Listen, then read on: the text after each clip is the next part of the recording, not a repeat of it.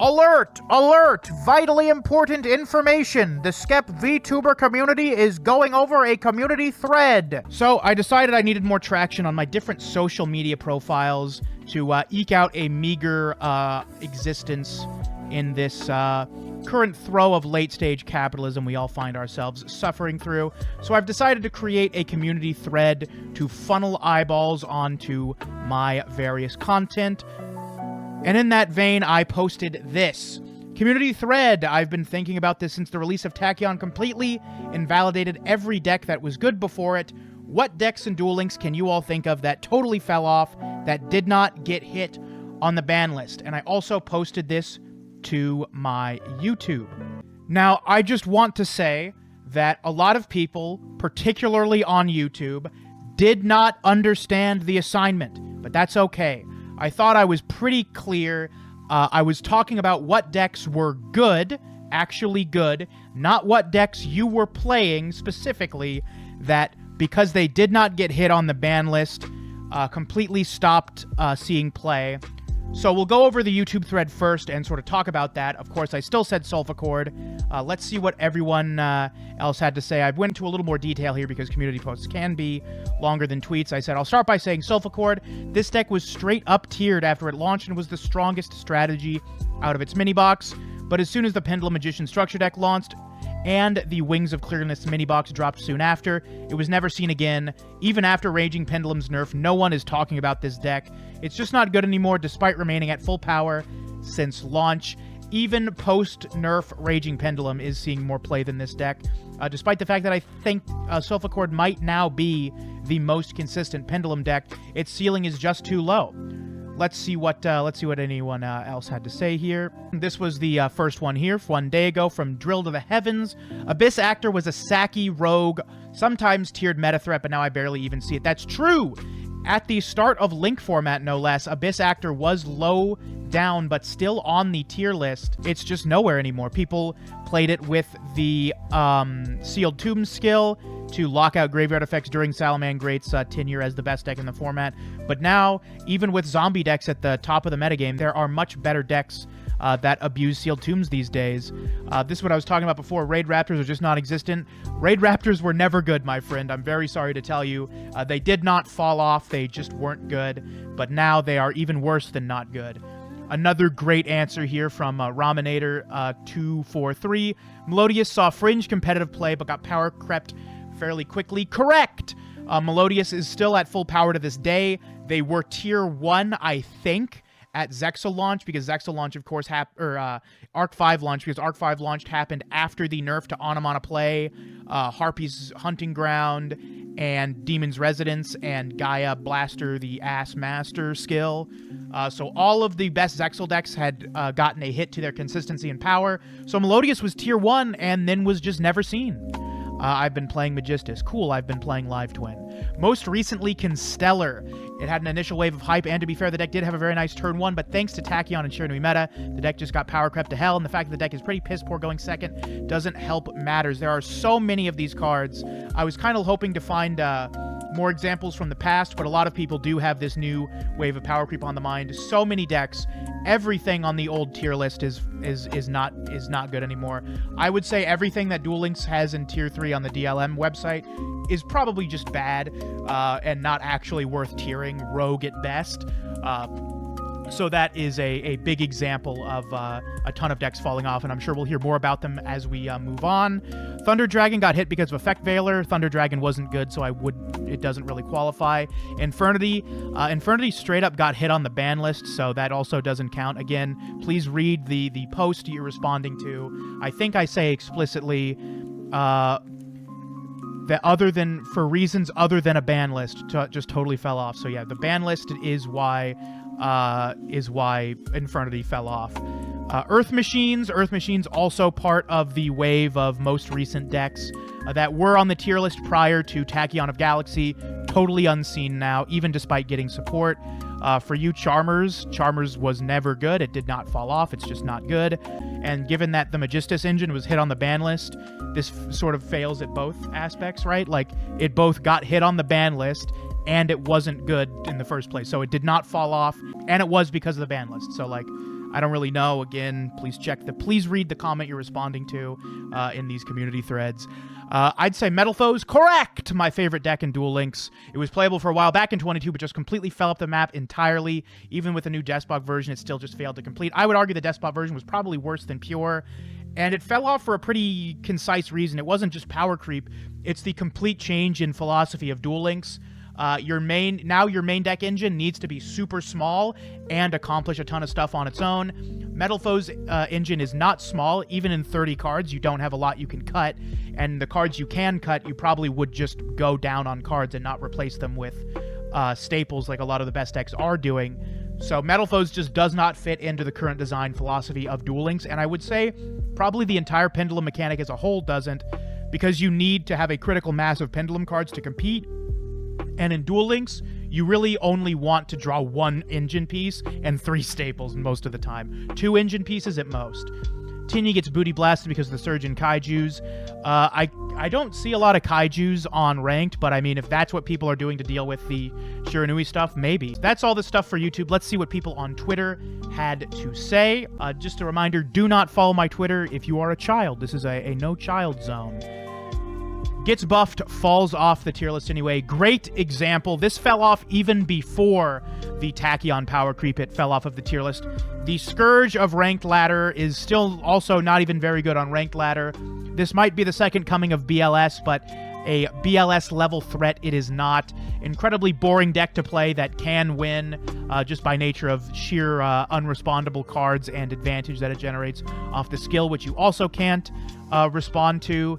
Just a incredibly mid deck that, despite all of the training wheels it has attached to it, simply cannot cross the finish line as often as you want it to. Spaghetti God with a very good answer. An old favorite of mine is Code Talker, one of the few decks that I took seriously to COG when Links were becoming new to Duel Links, but as time passed, Code Talker Alive wasn't cutting it anymore, especially when Salads were using this skill better for Get Pure, and I responded, Code Talker fell off even when it was the best deck. For those of you that don't remember, Code Talker technically, with a lot of air quotes and a lot of asterisks, did win a KC Cup. I think it got first place, but it was playing Salad Monsters and only, I think, a few copies of Microcoder, because Salamangreat were better Cyberse extenders than any of the generic Cyberse extenders. So even when Code Talker was the best deck, it was never the best way to play the best deck. What an incredibly unfortunate series of cards. And now with every single other card Yusaku ever used getting its own skill, there's simply no reason to play Code Talkers anymore over the dedicated skill turbo decks like Cyber Synchron Blaster and Fusion Fuck Off. Lunalight's easy. I would say this falls into a second category that I will eventually probably make a community thread on. Decks that were overhyped. I was guilty of this as well. I thought Lunalights would be an insanely good deck for the ranked ladder, but given the fact that it doesn't have space for staples, it just isn't good enough. Who cares if you can make Abyss Dweller plus the Evil Swarm Nightmare? If you're not setting Book of Moon or you're not setting Ice Dragon's Prison, your inboard is not very good in this game. I'd argue Altergeist could count because Melusik was on the ban list at the release, but yeah, other examples I can think of would be Vindred, correct! Constellar, yes. Trickstar, very good.